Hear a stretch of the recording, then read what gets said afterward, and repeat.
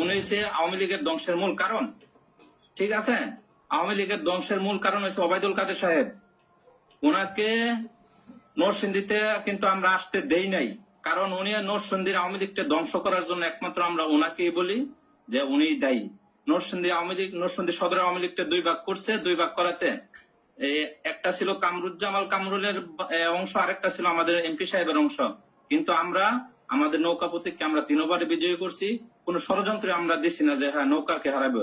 আমাদের যে ইউনিয়ন আছে, আমাদের ইউনিয়নতে গত স্বাধীনতার পর থেকে এই পর্যন্ত কোনোদিন নৌকা ছাড়া অন্য কোনো প্রতীক যে পাশ করবে দূরের কথা, এই মানে সম্মানজনক একটা সমর্থনে পাইছে না।